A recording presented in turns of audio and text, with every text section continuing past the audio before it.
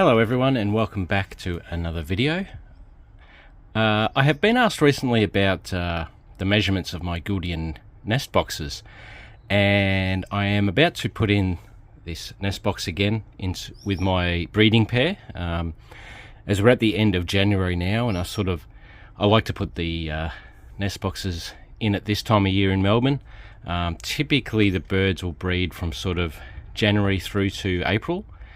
Last year was their first attempt, and they even though I put the nest boxes in January, I don't think from memory they didn't start breeding really until March.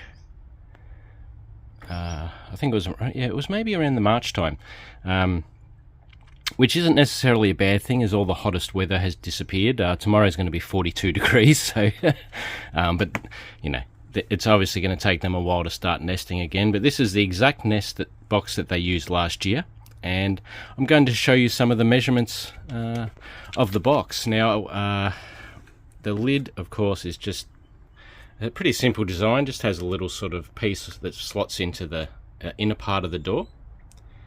I put a little bar of wood on the very top to stop birds falling down the back. I have my own hook system, which you can see there's a little loop, and there's obviously hooks on the aviary. I think I've gone through that previously on my aviary build video, so you can check that out and have a bit of a look. But that's the simple lid design. Now I will give you a bit of a measurement of that anyway. Now this is all going to be in centimeters, so you'll have to convert it to inches, etc.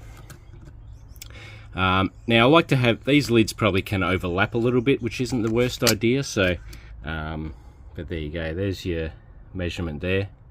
So it's about 215 long, without my extra bit of wood on there.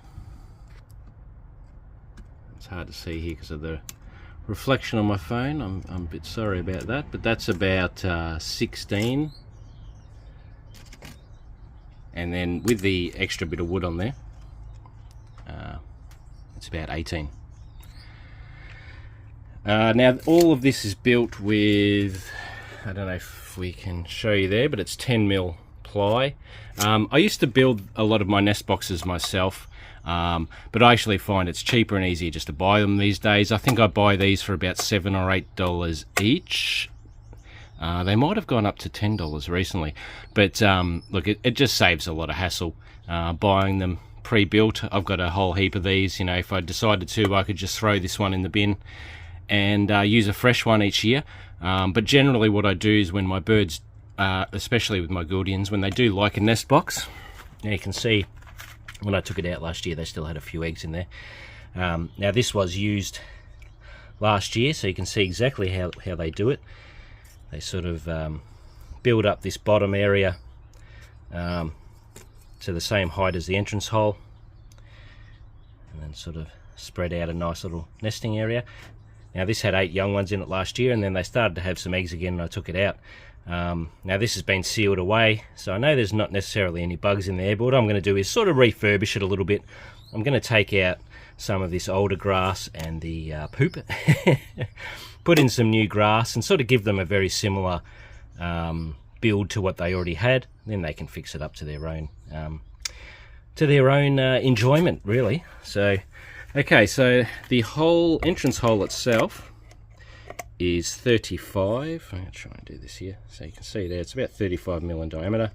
You can just use a spade bit if you're making one of those. It's got a piece of dowel here, which is I would say that's maybe a 15mm piece of dowel as the entrance hole. You can get some designs with the little bit cut out here, but it's just easier to do one like this. And then there's a large block of wood making the step inside here.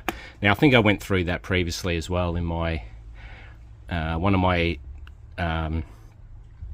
episodes of breeding blue Gouldians, where I went through all the nest boxes specifically, and I'm going to put a link to that below so you can have a look at that video. Okay, so height wise we're looking at 1650, if you can see that. Lengthwise we're looking at 21. Depth, might spin that this way, makes it a bit easier. Depth, we're looking at 14.5. Hopefully you can see that. I actually can't really see because of the reflection of the sun here, but I hope that's coming through. And top to bottom there is 16.5, and then probably with the entrance hole here compared to the step, you're probably looking at about 7 is the little step that's here. So there's a bit of wood here making a little bit of a step. Now again, yeah, you can check that out on the video I put in the link below. So I'll just show you again. It's 14.5 there, 145. And as I said on the back, I use my own little hook system. So I put in a small loop there, stainless steel loop, and put a couple of blocks just to keep the nest box nice and flat and straight and upright. But the problem is that does create this little gap. So that's hence why I have the little bit of wood at the back here, and I'll show you. What that does is stops the birds getting down and falling in between.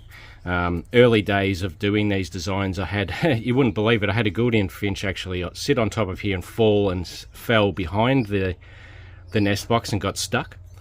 Luckily I did realise, as I see my birds every day, that I was missing one and found it stuck behind there.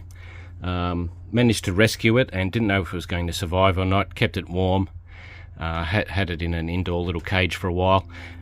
Came good, survived, and became a really great breeder for me. One of my favourite female Gouldians I've had. So, lesson learned, and I always put a nice bit of wood there to stop any birds getting behind here. Look, it's a rare thing that could happen with these designs. Probably the only other way you could do it would be to leave enough of a gap that if anything did fall through, would easily just be able to get out again.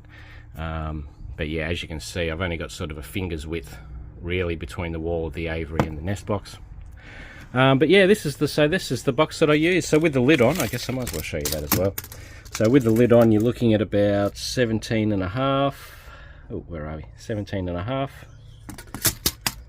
And there you go again with the actual lid on there. You can see it sort of sits out further than the door itself, the front of the nest box itself, so that's like 16.5 to the back of that there. And I think that's every, yeah, I think that's every measurement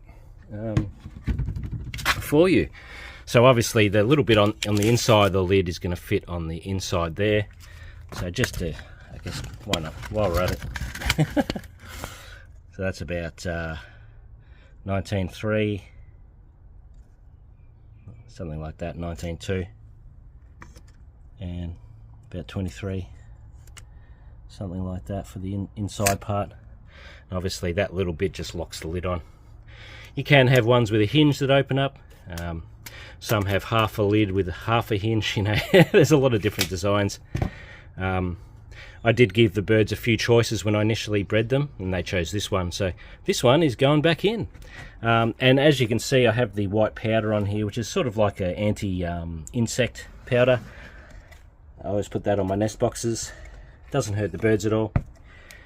Put a little bit on the front, but I try not to have that come in contact with the birds, but it doesn't really matter too much.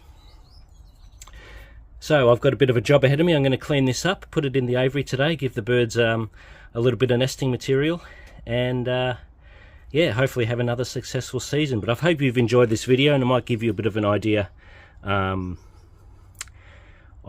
building your own nest boxes. Like I said, I used to do it. I've got so many nest boxes here. Most of my birds that I've bred, I've always made my own nest boxes. But these days, with the cost of everything, and it's so much easier just to buy these. They're so cheap. They really are dirt cheap. I buy them at a bird sale off a guy that makes them. So I've probably got maybe about 10 of these, a couple of different designs. And if I ever want to, I can just throw them out. Use a new one each year or something. If it gets particularly grubby. Lucky Gouldians aren't too bad with nest boxes, but with parrots, of course, they do tend to chew the boxes and you have to replace them. In that case, yeah, it might be better to build them. It is a lot of fun making them though, and very satisfying when you make your own nest box and they use them. It's really cool. So I hope you'll check out some of my other videos and rest of the videos on my channel. And yeah, check out the link below for the video on the nest boxes that I use. So bye for now, and see you in another video soon.